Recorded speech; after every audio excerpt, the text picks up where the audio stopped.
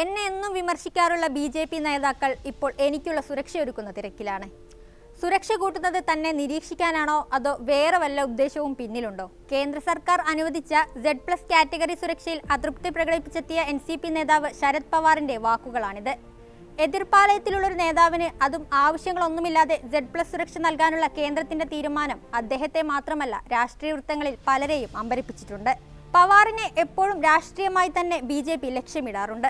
2019 നിയമസഭാ തെരഞ്ഞെടുപ്പ് വേളയിൽ സോളാപൂരിൽ നടന്ന ഒരു റാലിയിൽ മഹാരാഷ്ട്രയ്ക്ക് അദ്ദേഹം നൽകിയ സംഭാവനകളെക്കുറിച്ച് കേന്ദ്ര ആഭ്യന്തരമന്ത്രി അമിത് ഷാ ചോദ്യങ്ങൾ ഉന്നയിച്ചിരുന്നു. ഈ വർഷം നടന്ന പൊതു തെരഞ്ഞെടുപ്പിൽ പ്രധാനമന്ത്രി നരേന്ദ്രമോദി തന്നെ ശരത് പവാറിനെതിരെ രംഗത്തെത്തിയിരുന്നു. അദ്ദേഹത്തെ അലഞ്ഞു തിരിയുന്ന ആത്മാവ് എന്നാണ് മോദി വിശേഷിപ്പിച്ചത്. NCP-ക്കാർക്കും ശരത് പവാറിനെ ഏറെ സ്നേഹിക്കുന്നവർക്കും മോദിയുടെ ഈ കടന്ന പ്രയോഗം ഉൾക്കൊള്ളാനായിരുന്നില്ല. ലോക്സഭാ തെരഞ്ഞെടുപ്പിൽ NDA സംസ്ഥാനത്ത് പരാജയപ്പെടാനുള്ള കാരണവും ഇത്തരത്തിലുള്ള പരാമർശങ്ങളാണെന്ന് വിലയിരുത്തലുണ്ടായിരുന്നു. അടുത്തിടെ അമിത് ഷാ ഇദ്ദേഹത്തെ അഴിമതിയുടെ ഉറവയായി മുദ്രകുത്തിയിരുന്നു. എന്നാൽ ഇന്റലിജൻസ് ബ്യൂറോയുടെ റിപ്പോർട്ടിനെ തുടർന്നാണ് സുരക്ഷ കൂട്ടുന്നതെന്നാണ് കേന്ദ്ര സർക്കാരിന്റെ വിശദീകരണം. അതേസമയം ലോക്സഭാ തെരഞ്ഞെടുപ്പിൽ മഹാവികാസ് അഗാഡി സഖ്യം വലിയ വിജയം നേടിയതോടെ പവാറിനെ നിരീക്ഷിക്കാനാണ് സുരക്ഷ കൂട്ടുന്നതെന്ന വാദത്തിന് പിന്തുണ ഏറെയാണ്. നിയമസഭാ തെരഞ്ഞെടുപ്പ് അടുത്തിരിക്കെ തനിക്ക് സുരക്ഷ കൂട്ടുന്നതിൽ പവാർ നേരത്തെ അതൃപ്തി പ്രകടിപ്പിച്ചിരുന്നു. നിരീക്ഷിക്കാനാണോ കൂടുതൽ സുരക്ഷയൊരുക്കുന്നതെന്ന സംശയവും പ്രകടിപ്പിച്ചിരുന്നു.